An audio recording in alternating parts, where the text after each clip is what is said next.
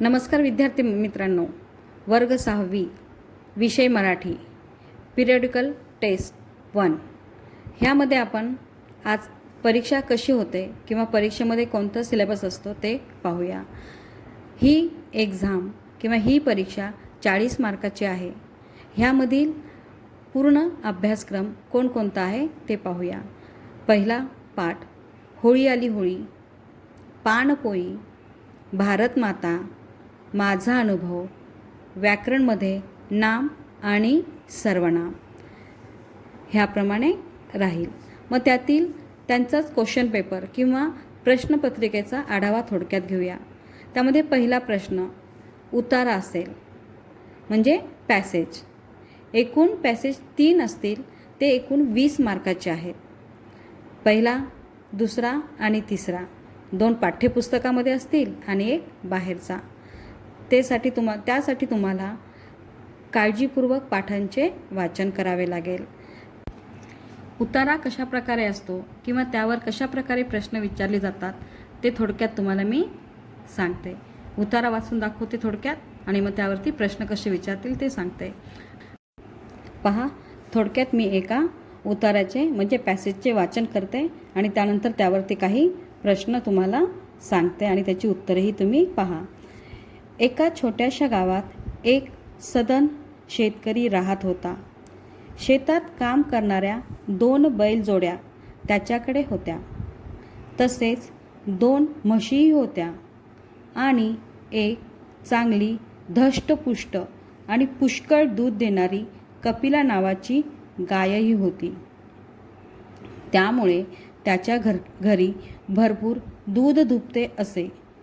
ते दूध तो साऱ्या गावात विकत असे। एकदा अशीच सारी गुरे नीट बांधून तो शेतकरी घरात जाऊन झोपला, पण सकाळी उठून पाहतो तो त्याची गाय तिथे नव्हती। अगदी कासावीस झाला। तो पांढरा आणि तपकिरी रंग असलेली ती गाय त्याची खूप लाडकी होती। लोक मुद्दाम गायीचे दूध, तूप, दही नेत असत। आता लोकांना काय सांगणार, काय करावे? शेवटी तो शेजारच्या गावी दुसरी गाय विकत आणण्यासाठी गेला। बाजार गुरांनी भरून गेला होता। निरनिराळ्या रंगांच्या, धिप्पाड, मध्यम आणि बऱ्यापैकी दूध देणाऱ्या अशा अनेक गायी त्याने पाहिल्या होत्या।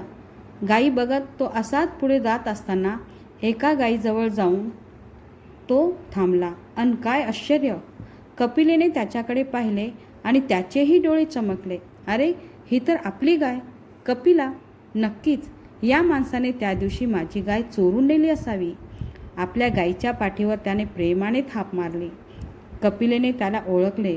तिने आनंदाने कान व शिंगे हलवली। हा उतारा आहे। आता ह्यावर मी काही प्रश्न तुम्हाला सांगते आणि त्याची उत्तरेही आपण पाहूया। पहा, पहिला प्रश्न, शेतकऱ्याकडे किती बैलजोड्या होत्या? ते पॅसेज किंवा उतारा वाचल्यानं तुमच्या लक्षामध्ये येईल। त्या शेतकऱ्याकडे 2 बैलजोड्या होत्या आणि म्हशी होत्या, पण त्या किती होत्या? तर त्याही 2 होत्या। पण पुष्कळ दूध देणारी शेतकऱ्याकडच्या गायीचे नाव काय आहे? बरोबर, शेतकऱ्याकडे असलेल्या पुष्कळ दूध देणाऱ्या गायीचे नाव कपिला आहे। गाय या शब्दाचा लिंग बदला, तर लिंग बदलताना गायीचं लिंग बैल असा होतो। पुढे, शेतकरी घरात जाऊन झोपला, सकाळी उठून पाहतो तर गाय तिथे नव्हती। अगदी कासावीस झाला। तो पांढरा आणि तपकिरी असलेली त्याची गाय। गायीचा रंग कसा होता? तर गायीचा रंग पांढरा आणि तपकिरी रंगाचा होता। तो गायी आणण्यासाठी कुठे गेला? तर तो गायी आणण्यासाठी शेजारच्या गावी गेला।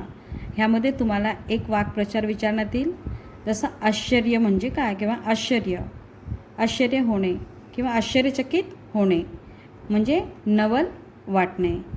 अचानक समोर आजीला पाहून मी आश्चर्यचकित झालो। अशा प्रकारचे तुम्हाला वाक्प्रचारही त्यामध्ये विचारल्या जातील। किंवा दिवशी या शब्दाला समानार्थी शब्द विचारला तर तुम्हाला त्याच्यासाठी दिन हा शब्द लिहिता येईल. त्याचबरोबर तुम्हाला काही ठिकाणी विरुद्धार्थी शब्द, वाक्प्रचार, रिकामी जागा किंवा वाक्य पूर्ण करा, अशा प्रकारे छोटे छोटे प्रश्न त्या पॅसेजवरती म्हणजे उतार्यावरती विचारण्यात येतात. किंवा याला एखादी योग्य शीर्षक द्या असं नाव दिलं जातं. योग्य शीर्षक म्हणजे टायटल देणे. तुम्हाला आवडलेलं एखादी नाव त्या पॅरेग्राफला म्हणजे उताराला सुचवण्यात येतं. अशाच प्रकारे तुम्हाला 2 ते 3 पॅसेज विचारण्यात येत असतात. ते बारकाईने तुम्हाला वाचून त्याची प्रश्नपत्रिका सोडवावी लागते. पुढचा प्रश्न आहे, प्रश्नांची उत्तरे लिहा.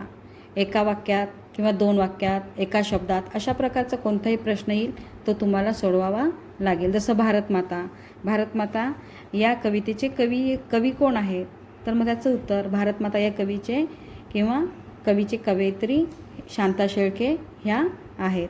त्याचबरोबर तुम्हाला पुढचा प्रश्न रिकाम्या जागा म्हणजे फिलिंग द ब्लँक्स हा प्रश्न विचारण्यात येईल.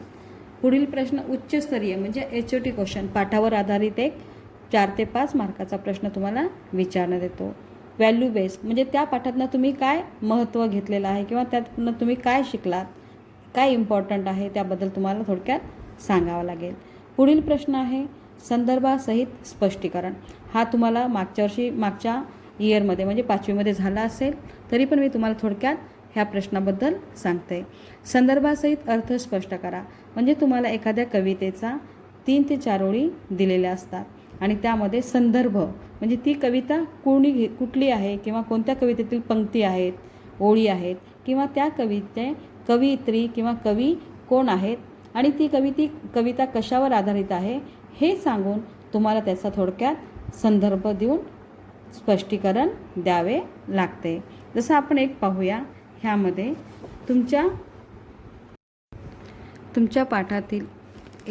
तुमच्या पाठ्यपुस्तकातील एक कवितेतील एक पॅरेग्राफ मी तुम्हाला सांगते, ते ऐका. पाणपोई ही कविता तुम्हाला माहितीच आहे किंवा परिचित आहे.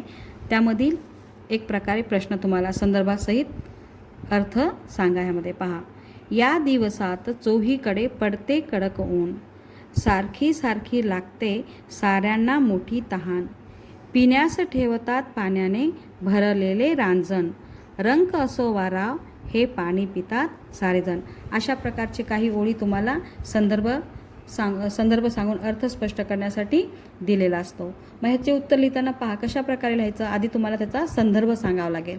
संदर्भ सांगायचं म्हणजे काय, तर संदर्भ सांगताना ह्या कवितेच्या ओळी पाणपोई या कवितेतील असून या कवितेचे कवी आयुब पठाण लोहगावकर हे आहेत, याप्रमाणे लिहायचं. आणि त्यामध्ये लिहायचं की ही कविता त्यांनी कडक उन्हात खूप तहान लागलेल्या वाटसरूंची तहान पाणपोई कशी भागवते याचे वर्णन या कवितेमध्ये केलेले आहेत.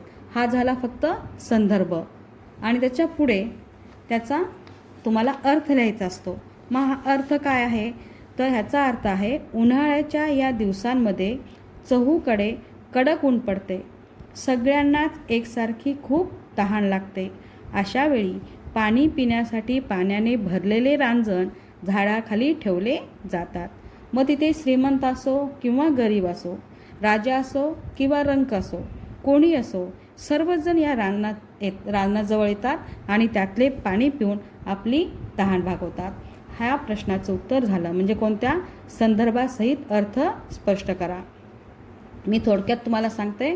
संदर्भ म्हणजे ज्या कवितेतील ओळी तुम्हाला आलेल्या आहेत त्या कवितेचं नाव लिहायचं आणि त्या कवीचे नाव लिहायचं. जसं तुम्हाला मी सांगितलं होतं, पाणपोई ही कविता कोणी लिहिलेली आहे, तर ही कविता आयुब पठाण लोहगावकर यांनी लिहिलेली आहे.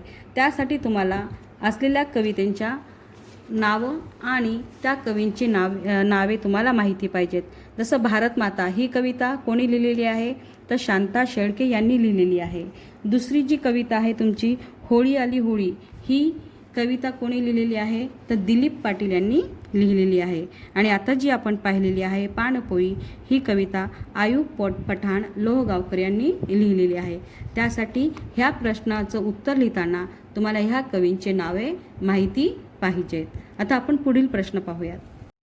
प्रश्नांची उत्तरे 4 ते 5 वाक्यात लिहा किंवा थोडक्यात प्रश्नांची उत्तरे लिहा. अशा प्रकारे सुद्धा प्रश्न येऊ शकतो.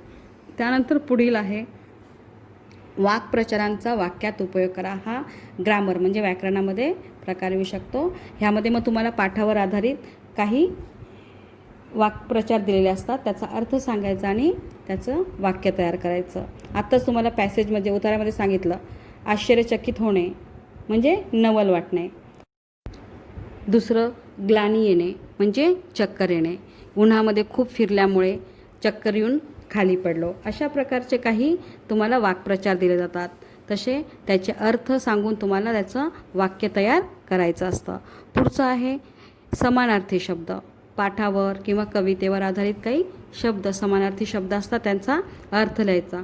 जसं पाहिलं तुम्ही, पाणपोई म्हणजे रस्त्याने येणाऱ्या जाण्यासाठी पाणी पिण्यासाठी केलेली सोय. सोपं जर सांगायचं असेल तर वटवृक्ष, ह्याचा समानार्थी शब्द म्हणजे वडाचे झाड. ह्या प्रकारे तुम्हाला समानार्थी शब्द सांगावे लागतील. विरुद्धार्थी शब्द, वचन बदला किंवा ओळखा, लिंग बदला किंवा ओळखा, अशा प्रकारचे छोटे छोटे क्वेश्चन्स तुम्हाला येत असतात. किंवा शब्द अर्थपूर्ण शब्द तयार करा, वाक्य रचना किंवा वाक्य पूर्ण करा. त्याचबरोबर तुम्हाला शुद्ध शब्द ओळखा किंवा अचूक शब्द म्हणजे बरोबर असलेलं स्पेलिंग. जसं तर प्रयत्न किंवा पूर्व परवानगी असे काही शब्द असतात, त्याचे स्पेलिंग तुम्हाला त्याच्यामध्ये बरोबर लिहावे लागतात. मग यासाठी तुम्हाला काय करावं लागेल विद्यार्थी मित्रांनो, तर पाठाचे तुम्हाला व्यवस्थित वाचन करावे लागेल. बारकाईने प्रत्येक शब्द काळजीपूर्वक वाचून त्याचा अभ्यास करावा लागेल. त्यासाठी अभ्यासासाठी व्यवस्थित तयारी करा, पाठाचे वाचन करा, शब्दार्थाची माहिती करून घ्या आणि लिखाणाची सवय लावून घ्या. प्रत्येक शब्द आणि प्रश्नाचे उत्तर एक वेळेस लिहून पहा आणि त्याप्रमाणे पेपर व्यवस्थित सोडवा. All the best.